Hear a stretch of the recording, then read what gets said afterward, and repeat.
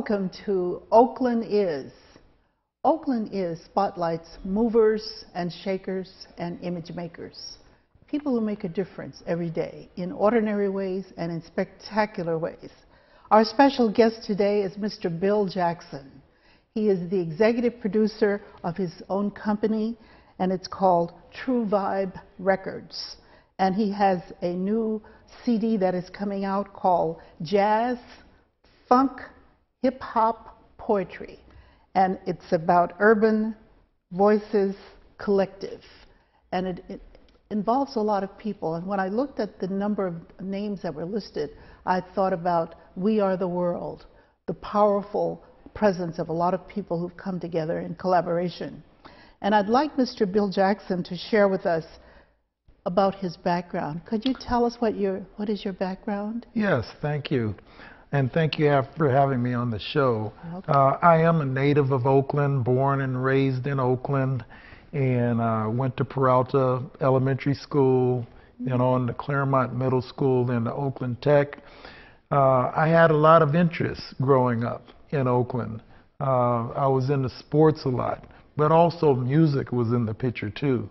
And I had a passion for both of those. And, you know, living in the Bay Area, you know, we live in a very rich, culturally rich area. Yes. And, I mean, there's so many different types of cultural elements going on. And I was influenced by that. And in elementary school, I remember taking piano lessons, you know, up until I was in about third grade. And I didn't always want to practice, but I had that passion for music. But after that, then I picked up the trumpet. And I played, I remember at Peralta Elementary School, you know, I played in the concert band and in our little marching band.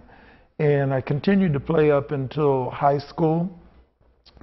And it was then that I picked up bass guitar.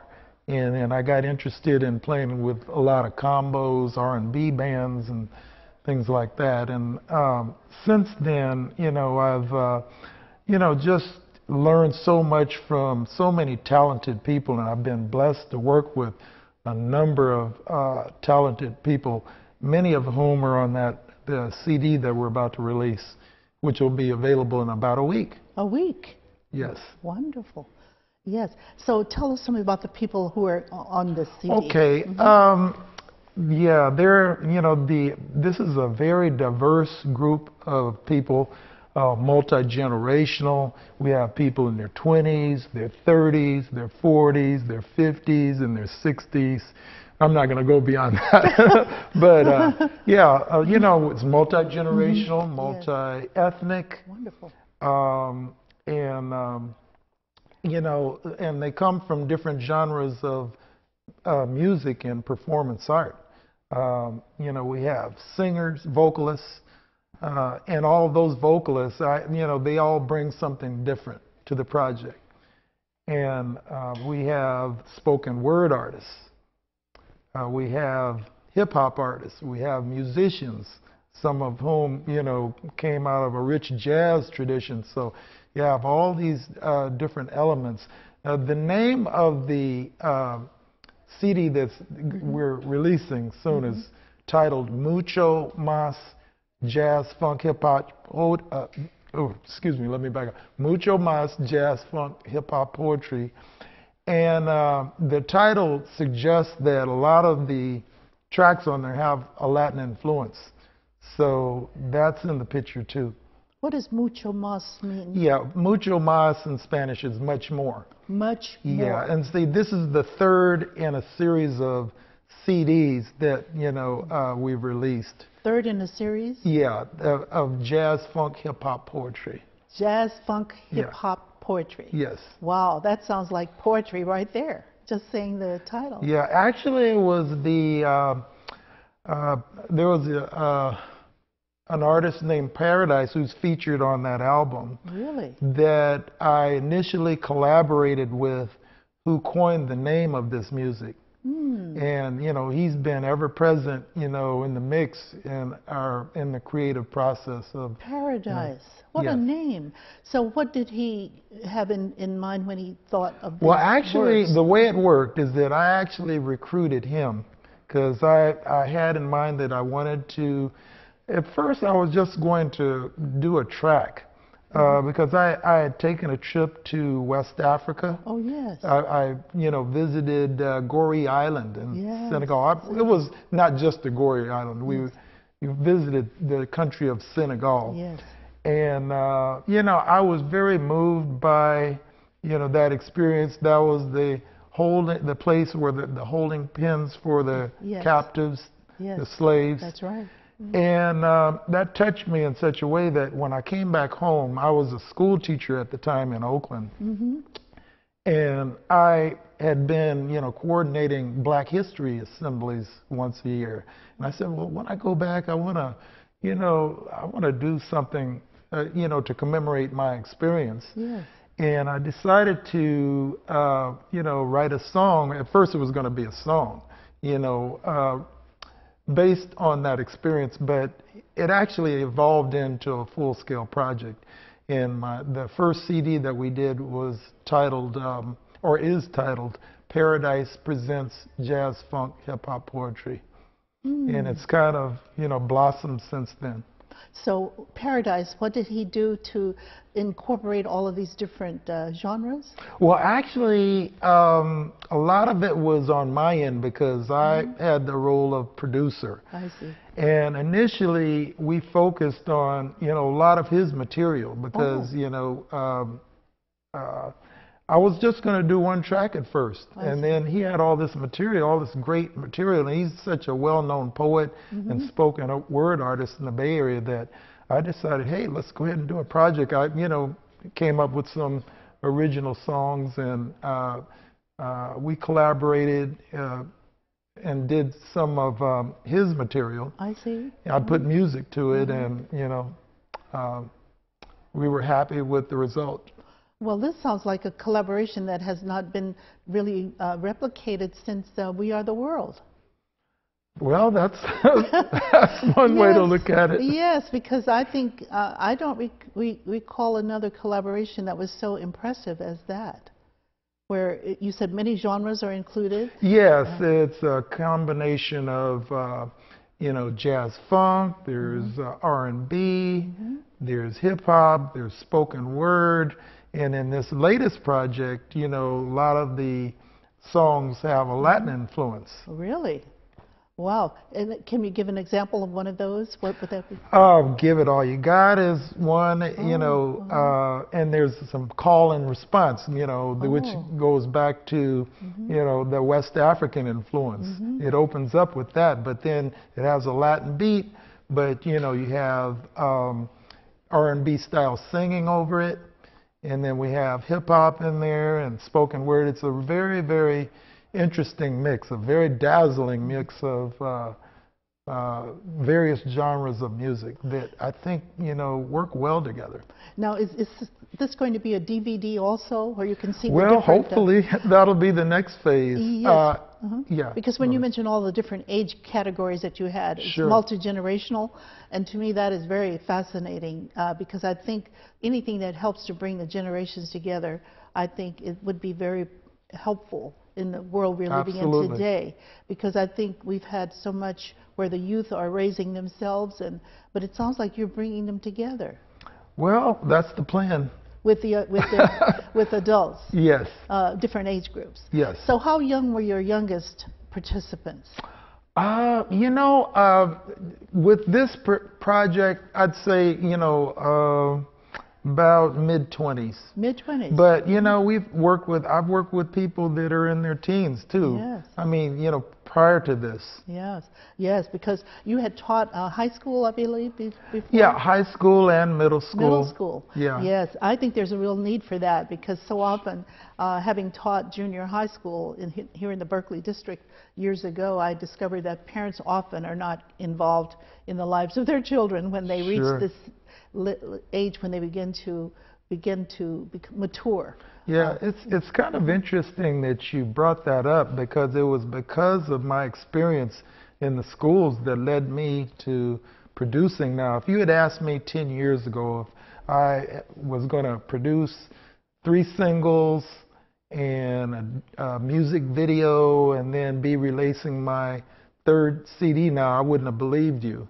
But what happened was I was teaching in the schools in Oakland, as a matter of fact. And there was a program in place where there was a group from the Julia Morgan Center for the Performing Arts.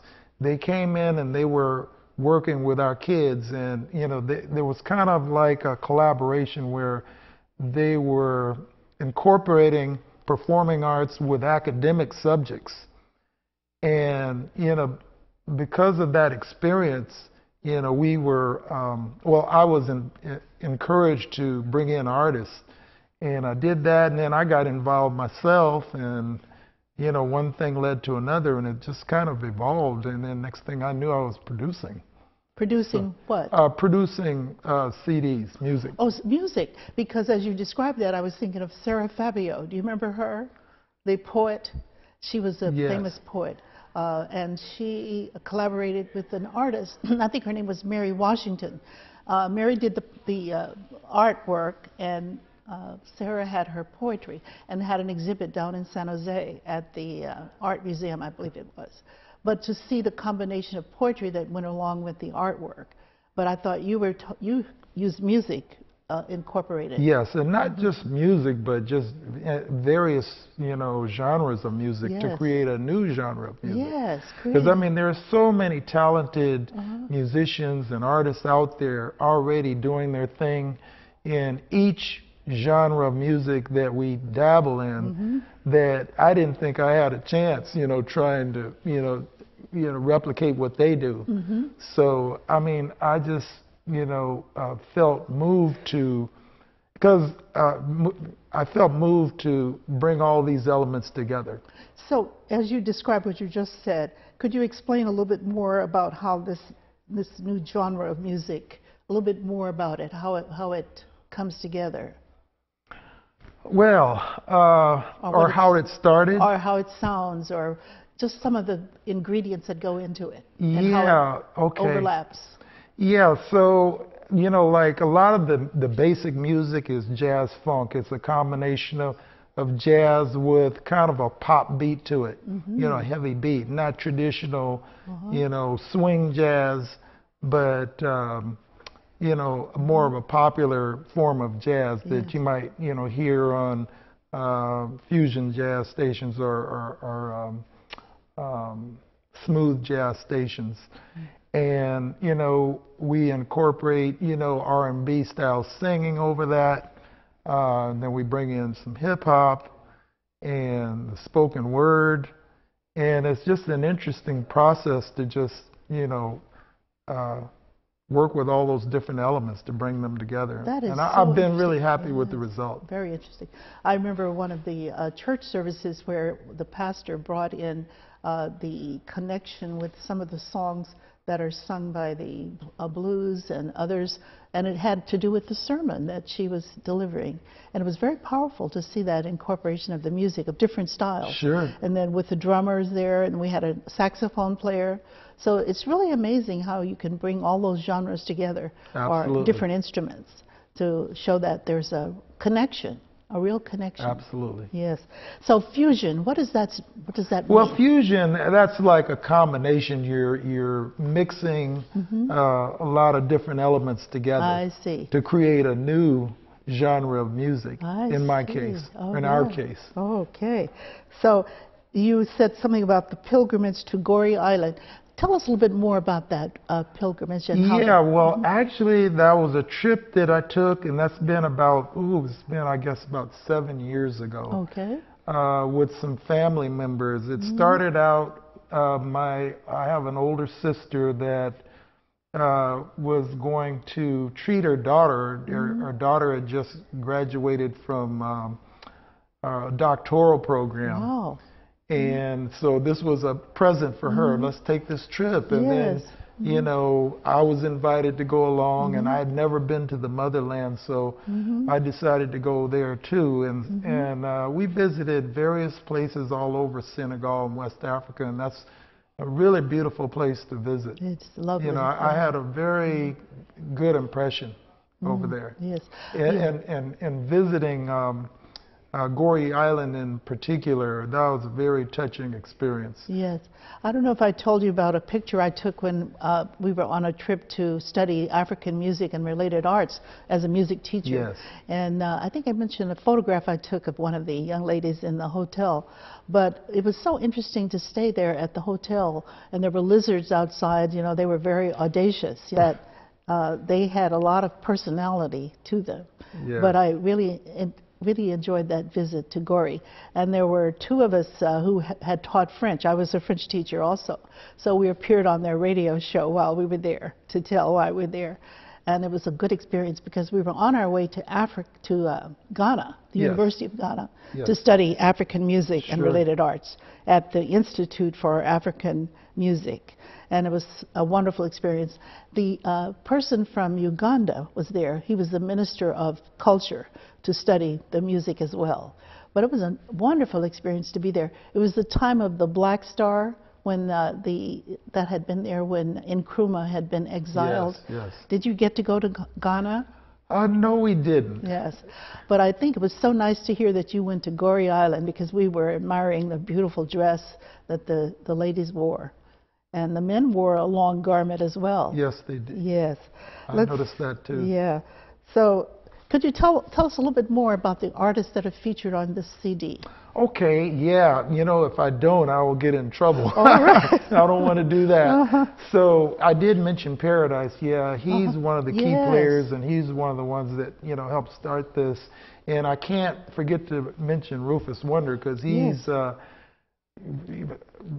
featured on the signature track of the album. That's called Uncle Sam's Going Broke. It's a new track about it's based on the challenging economy that we have now. Really? But anyway, he's the lead singer on that, and we've been working together since the beginning of all these projects. So we kind of go way back now too. And I feel really blessed to be working with him, because he has a very long storied history, you know, and very talented vocalist. Rufus Wonder, is he related to Stevie Wonder?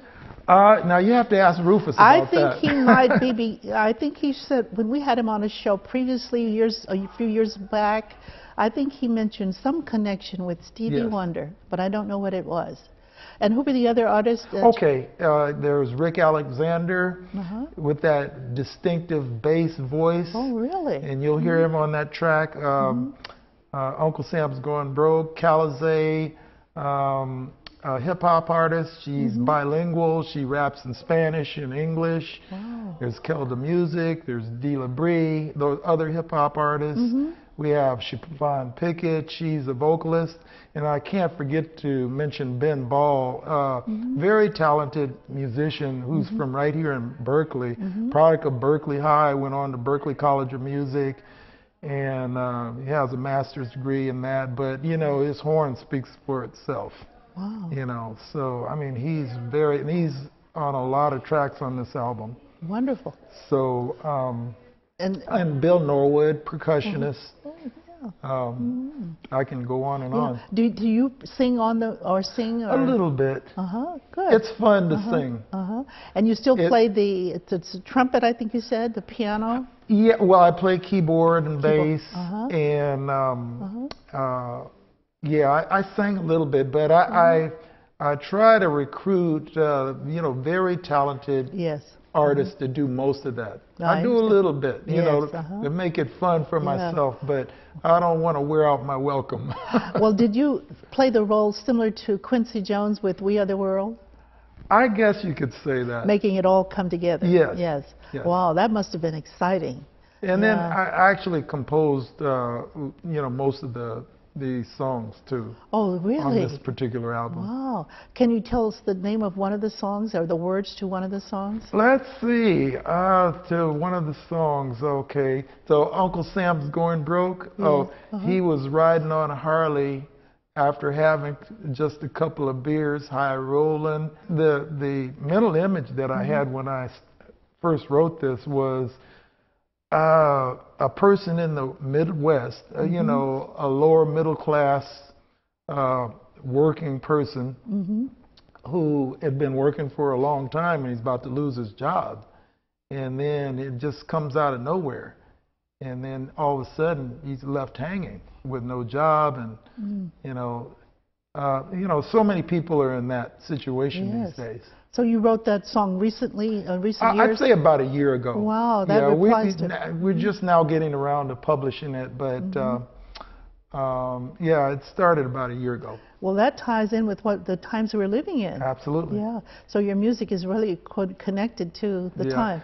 So that fusion is about, what do you say fusion is about? Blending? About blending and combining elements, various elements. Yeah. And I think in a way that's probably what's going on now. People are having to come together to survive as well.